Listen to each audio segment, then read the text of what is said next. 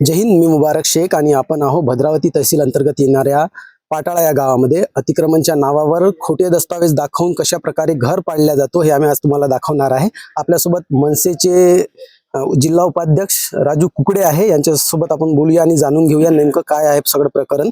राजू भाऊ, का म्हणाल कोर्टामध्ये खोटे डॉक्युमेंट्स दाखवून यांचं घर आणि यांचं कंपाऊंड पाडण्याचा प्रयत्न चालू होता, याच्यावर काय मत आहे?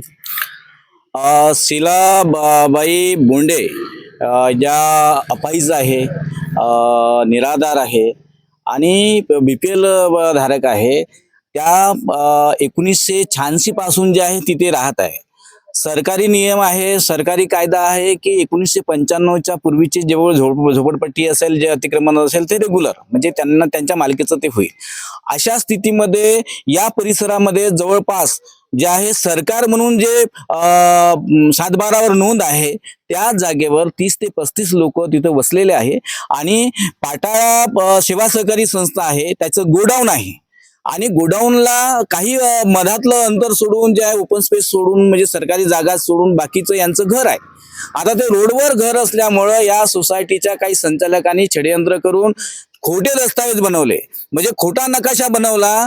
यांचं घर इकडे आणि प्लॉट नंबर 10 आणि 11 इथं गोडाऊनवर वसलेलं असताना याच्या इकडे जे यांचं घर आहे आणि हे दाखवत आहे की प्लॉट नंबर 1 वर अतिक्रमण झालं।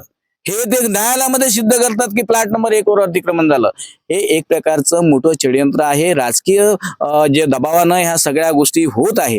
आणि आमचं म्हणणं आहे की तुम्ही जेव्हा मोका चौकशी केली नाही आहे, इथल्या तलाठ्याला काही माहित नाही आहे, इथल्या ग्रामविकास अधिकाऱ्याला काही माहित नाही, मग कुठल्या आधारावर सरकारी जे जागा जे आहे ते सोसायटीची जागा असं म्हणून तुम्ही कोर्टामध्ये जाता?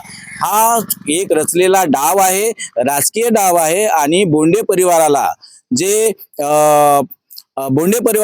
एक प्रकारचं निराधार करण्याचं जे काम ह्या संचालकाच्या माध्यमातून होत आहे, याचा आम्ही निषेध करतो आणि न्यायालयाच्या माध्यमातून यांना निश्चितपणे न्याय मिळेल। न्यायालयामध्ये आम्ही दाखल केलेला आहे की बाबा पहिलं तुम्ही मोका चौकशी तिथे करा, वस्तुस्थिती काय ते बघा, कारण यांनी जे कोर्टामध्ये दस्तावेज दिले ते सगळे बनावट आहे आणि या बोंडे परिवारावर जे अन्याय करणारे आहे।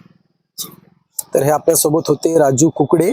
तुम्ही यांनी सांगितलं आहे की कशाद्वारे कोर्टामध्ये खोटे दस्तावेज देऊन काम केले जाते। आपण पाहत होतो चंद्रपूर मीडिया 24। जय हिंद।